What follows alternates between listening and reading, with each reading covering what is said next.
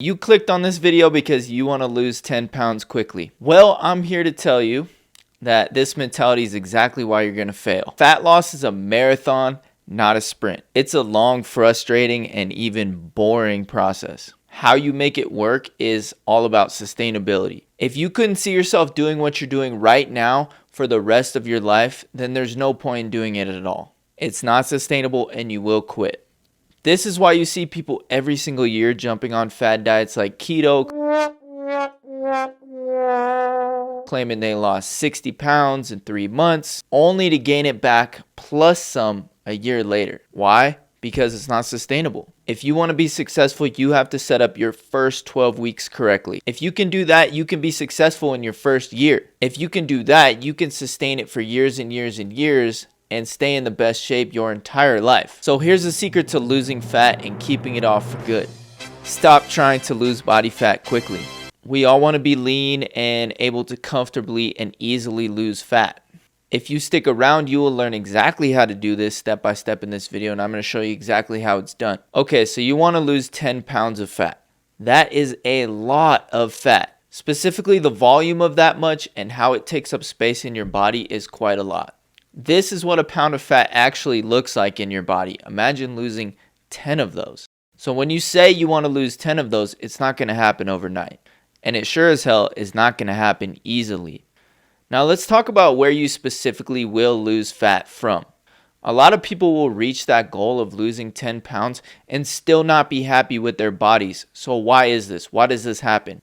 This happens because people are specifically looking to lose fat from problem areas like the belly, love handles, hip dips, and the back of the arms. The problem is this: you cannot spot reduce fat. It just doesn't work like that. In other words, your body chooses where it's going to lose the fat from on its own, and there's little we can do to influence that.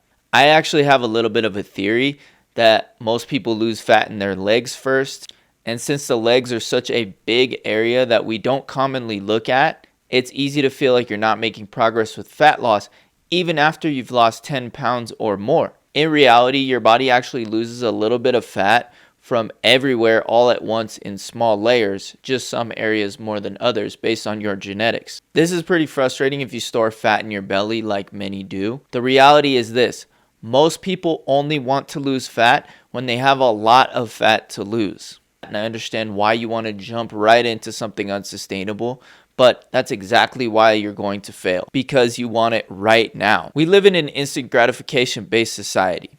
Everything is immediate, from Amazon to Netflix to Instacart, DoorDash. Everything is right at the click of a button. This is not the mindset for those who want to make lifestyle changes though. If you want to make actual lifestyle changes, it has to come from a long-term mindset. If what you're doing right now doesn't feel like you could do it forever, then it's not sustainable and it's not worth doing right now. And even though I recommend tracking your nutrition, tracking your calories and protein for a period of time, this is not meant to be used as a forever tool. This is a tool to help you recalibrate your internal scale. The truth is, you've been overeating for a long time, so it's going to take a while to recalibrate that internal scale. You know, that scale that tells you whether your plate is too big or you are past the point of being full. If you walk 20 miles into the woods, you're going to have to walk 20 miles to get back out. You didn't put on the fat that you want to lose in 6 weeks, so most likely it's going to take longer than 6 weeks to lose the fat that you want to lose. It's going to take months. It may even take years.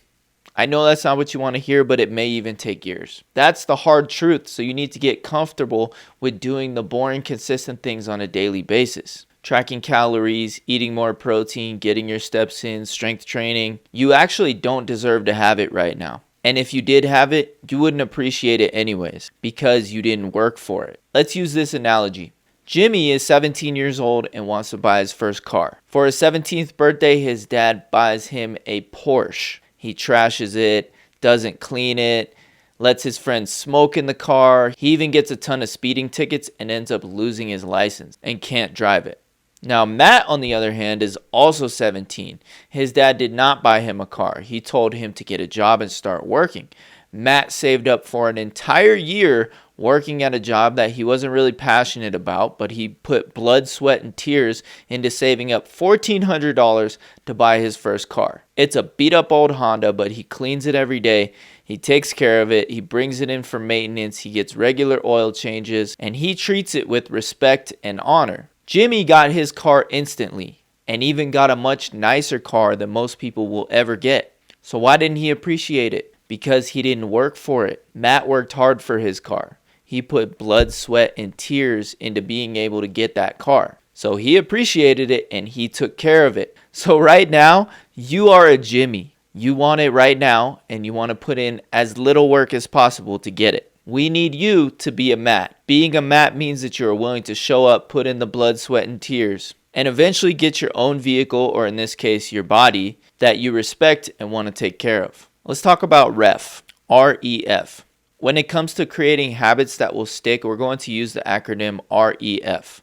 This stands for realistic, enjoyable, flexible. So no matter what you do on your fitness journey, on your fat loss journey, it needs to be realistic, enjoyable, and flexible. Let's start with realistic. If what you're doing is not realistic, it's not worth doing. For example, if you want to go to the gym 6 times per week, but you work 40 hours a week, you have to commute 30 minutes each way to the gym, and you have a family at home, it's probably not realistic for you to get off work at 5:30, come home, take a shower, get a meal in, then drive 30 minutes to the gym, then do an hour-long workout, maybe a little cardio, and then get home around 8 o'clock, 8:30, or even 9 o'clock at night. And you think you're going to be able to do this for 6 days a week? It's not realistic. So what's maybe more realistic is starting out with 2 days a week or 3 days a week, going in on your days off, and figuring out a schedule that's going to work for you and your family. We need to find out what you're going to be consistent with for years and years and years. And going to the gym 6 days per week is a really easy way to burn out, piss off your family because you're not spending enough time with them, and you probably won't have energy to go to work or do the best you can in any other area of your life as well. So it's just not necessary. Okay, now let's cover enjoyable. This one's a little more nuanced because what's enjoyable to your mind is not actually what's enjoyable and what's going to make you happy in the long term. So right now your mind probably thinks that addictive things are enjoyable. Things like potato chips, Netflix, nicotine, alcohol, maybe drugs, maybe social media, maybe sugar. Whatever your vice is, everyone has a vice and everyone has that instant gratification. Something that their mind tells them is enjoyable. The problem is that your mind is actually wired to look for dopamine spikes and easy shortcuts in life. This can create an addictive tendency that doesn't actually provide us with joy. So at first, going to the gym is probably not going to be enjoyable for you. Tracking calories, it's not going to be enjoyable for you. Eating fruits and vegetables and plenty of protein is not going to be enjoyable for you. At first. This means that eventually your taste in what's enjoyable will change, and it changes when you start to see results. When you start to see that the hard work that you're putting in has a delayed gratification. It has a delayed reward.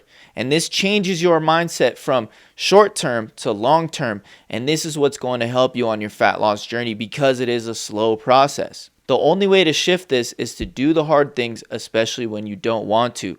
Shout out to Hamza for the idea for this. Pretty soon your mindset will change. You will enjoy going to the gym and pushing yourself so hard on your sets that your eyes feel like they're about to bulge out of your sockets. Why? Because you know that when you push yourself that hard and train hard, you're going to see results. You will enjoy eating a kale salad with tons of protein and healthy fats. Why?